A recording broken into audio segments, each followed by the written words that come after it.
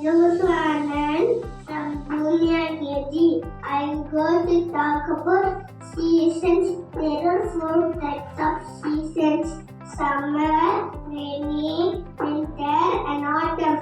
Summer season is a hot season where we enjoy local scents, play water, eat juicy fruits like mango and watermelon.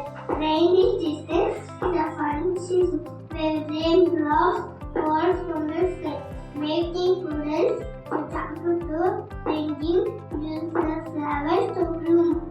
Winter is a cold season. Wear warm clothes, drink hot chocolate, and play with the snow.